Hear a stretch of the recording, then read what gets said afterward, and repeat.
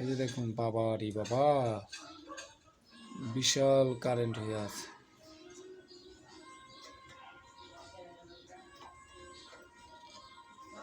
দেখেন, আমি কিন্তু মেশিনে টেস্টার দিলাম, দেখেন কত জ্বলছে, একদম ফুল কারেন্ট হয়ে আছে।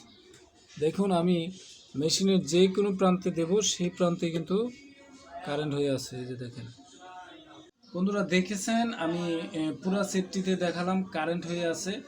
এখন কারেন্ট সমাধান দেওয়ার আগে আমি আপনাদেরকে একটু আলোচনা করতেছি। সেটা হচ্ছে, আমি বলবো প্রাথমিকভাবে কিভাবে আপনারা সেটের কারেন্টটি সরাতে পারেন। এখন এর পূর্বে আমি বলতেছি, সেটটি কারেন্ট হওয়ার 2-3টা কারণ রয়েছে। এর মধ্যে থেকে একটি কারণ মানে এটা কমন। সেটি হচ্ছে, যখন আপনার সেটটি আপনি দীর্ঘদিন ব্যবহার করবেন, কিংবা ধরেন না সেটটি রেখে দিয়েছেন, ব্যবহার করতেছেন না, ভিতরে ময়লা আটকে আছে, ভিতরে ময়লা জমেছে, এবং কি যে ট্রান্সফরমার আছে সেই ট্রান্সফরমারটা আপনার গেমে আছে।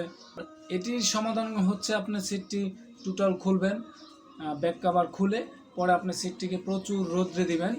প্রচুর রোদ্রে দিয়ে যদি পারেন, সম্ভব হয়, তাহলে ওই যে কি বলে 100 ওয়াটের বাল্ব বা 200 ওয়াটের বাল্ব জ্বালিয়ে আপনারা কারেন্ট থেকে হিট দিতে পারেন, ট্রান্সফরমারটা শুকাতে পারেন। টোটাল কথা হচ্ছে, যখন আপনি হিট দিবেন, তখন এই ট্রান্সফরমারটা হয়তো আপনার ভিতরে পানি থাকলে, ঘাম থাকলে, যদি গেমে থাকে, ময়লা আটকিয়ে পরে যদি একটু গামা গামা থাকে, তাহলে ওইটা আপনার সরে যাবে। তখন আপনার এই বৈদ্যুতিক শর্ট কালেকশনটা সেরে যেতে পারে। বন্ধুরা, এই যে সেটটি দেখতে পারতেছেন, এই সেটটি আমারই দোকানের সেট। এটি একটি আউজার এমপ্লিফায়ার। এই যে দেখতে পারতেছেন, 60 ওয়াটের এমপ্লিফায়ার। এটি আমার দোকানের সেট, রানিং সেট। আমি একটি বাড়াতে দিয়েছিলাম, তখন ওইখান থেকে একটি অভিযোগ আসলো যে সেটটিতে শর্ট করে। যখন মাইক্রোফোন দিয়ে কথা বলে কিংবা যখন লাইন দিয়েছে, তখন এই সেটটির মাধ্যমে কর্তৃপক্ষ শর্ট খেয়েছেন, যিনি ভাড়া নিয়েছেন উনি শর্ট খেয়েছেন। তো এখন পরে আমি একটি সেট চেঞ্জ করে এই সেটটি রেখেছি। এখন এই সেটটি আমি ওদেরকে আমি পরামর্শ দিয়েছিলাম যে এইভাবে লাইনটা দেন, আপনারা প্রাথমিকভাবে এই শর্টটাকে আপনারা ভাঙার চেষ্টা করেন। তো তারা পারেনি। আমি এই ভিডিওর মাধ্যমে আপনাদেরকে দেখিয়ে দিচ্ছি কিভাবে আপনারা প্রাথমিকভাবে এই সেটের শর্ট কালেকশনটি, বিদ্যুৎ যে বডিতে যে বিদ্যুৎ হয়ে যায়, সেই বিদ্যুৎটি আপনারা কিভাবে প্রাথমিকভাবে সমাধান করবেন। বন্ধুরা, আপনারা দেখুন, এই যে দেখতেছেন, এটি একটি বৈদ্যুতিক তার, এসি কর্ড।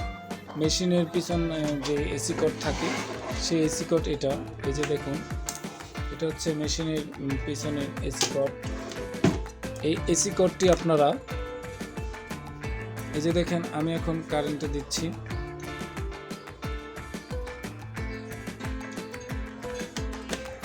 আমি এখন কারেন্টে দিলাম। এই যে দেখুন, আমি এখন সিরিজ বোর্ডে দিলাম।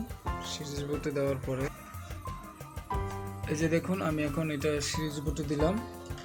সিরিজ বোর্ডে দেওয়ার পরে এবার আমি একটি টেস্টার নেব। এই যে আমি একটি টেস্টার নিচ্ছি। টেস্টার নিয়ে আপনারা দেখুন, এই যে দেখুন, বাবা রে বাবা, বিশাল কারেন্ট হয়ে আছে।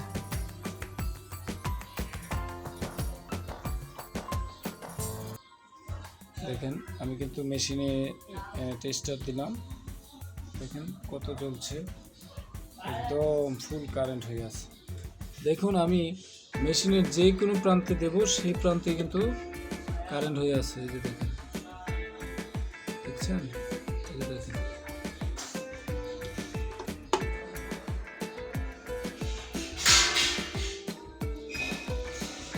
যেখানে দিবেন সেখানে কারেন্ট হয়ে আছে।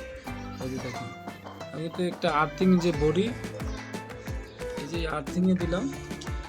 আর্থিংয়ে দেওয়ার পরেও কিন্তু এই যে দেখেন, টেস্টারটা জ্বলছে, দেখতেছেন? টেস্টারটা ফুল জ্বলছে। এখন যদি আমি এটাতে হাত দিই, তাহলে কিন্তু আমাকে শর্ট করবে। শর্ট করবে। আমি এটাকে ভলিউমে, এই যে সামনের সাইড কিন্তু প্লাস্টিক, সেজন্য আমি প্লাস্টিকে হাত দিয়ে সিটটাকে ঘুরাচ্ছি। এবার আসুন, এই যে দেখেন, যখন মাইক্রোফোন সকেটে দিলাম,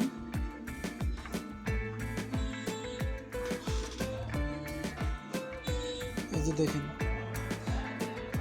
মাইক্রোফোন সকেটে কিন্তু টেস্টারটি জ্বলছে, দেখতেছেন? এই মাইক্রোফোন সকেটেও কিন্তু আপনার টেস্টারটি জ্বলছে। তো এখন যিনি কথা বলবে, মাইক্রোফোনের তার লাগানোর পরে যখন আপনাদের মাইক্রোফোন লাগাবেন, তখন মাইক্রোফোনেও কিন্তু কারেন্ট চলে আসবে। যেহেতু এখানে কারেন্ট আছে, সেজন্য মাইক্রোফোনে কিন্তু কারেন্ট চলে আসবে। এখন আপনি ধরেন একটি প্রোগ্রামে গিয়েছেন, কিংবা আপনি এখন প্রাথমিকভাবে কি করবেন, প্রাথমিকভাবে আপনার সেটটি ব্যবহার করার দরকার, এখন আপনি কি করবেন সেই বিষয়টি আমি বলে দিচ্ছি। আর এই মাইক্রোফোনের আর এই সেটটি কারেন্ট হওয়ার একটি কারণ রয়েছে,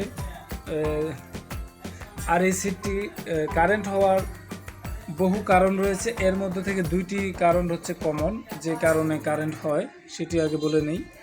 আপনার যখন সেটটি ব্যবহার করবেন, তখন সেটটি কিন্তু ভিতরে একটু ময়লা জমে, এবং কি সেটটি একটু কার্বন তৈরি হয়। ট্রান্সফরমার যেটা আছে, সেই ট্রান্সফরমারে কিন্তু কার্বন জমা হয়। এই যে দেখুন, এসি কর্ডটার সাথে কিন্তু একটি এসি ফিউজ রয়েছে।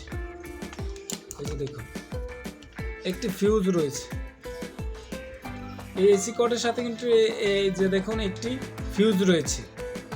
এই ফিউজের গোড়ায় দেখবেন ময়লা আটকে যদি থাকে, তাহলে আমি এই সেটটি সার্ভিসিং করব পরবর্তীতে।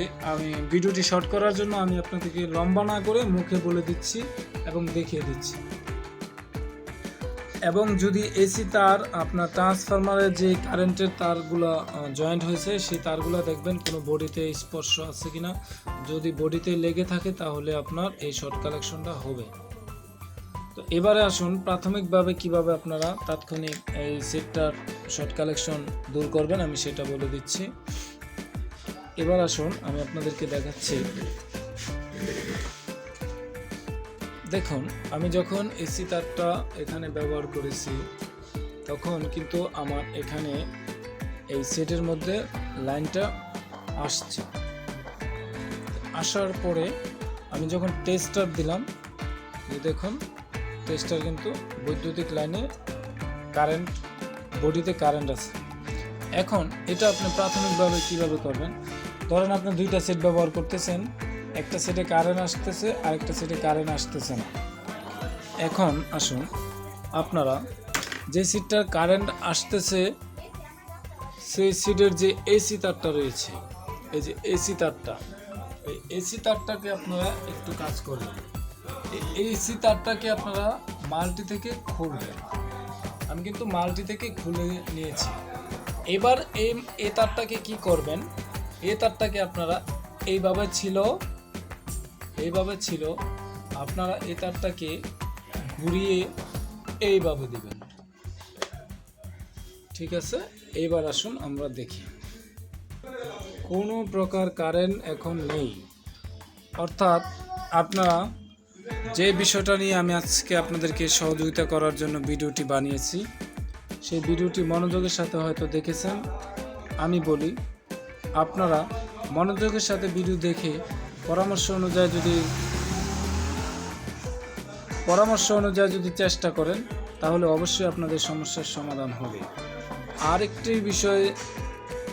আরেকটি বিষয় করতে পারেন, এই হচ্ছে একটি টেকনিক। আরেকটি টেকনিক আমি আপনাদেরকে দেখিয়ে দিচ্ছি।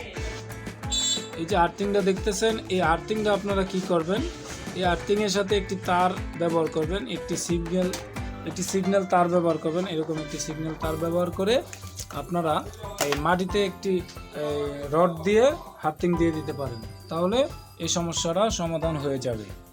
তো বন্ধুরা, এই হচ্ছে আমাদের আজকের ভিডিওর বিষয়। অবশ্যই আশা করি আপনাদের কাছে ভিডিওটি ভালো লেগেছে। আপনাদের যদি কোনো সমস্যা থাকে তাহলে অবশ্যই আমাকে কমেন্ট করে জানাবেন। আমি চেষ্টা করব আপনাদেরকে ভিডিওর মাধ্যমে পরামর্শ দিয়ে সহযোগিতা করার জন্য। আবারও আপনাদের সুস্থতা কামনা করে বিদায় নিচ্ছি। আল্লাহ হাফেজ।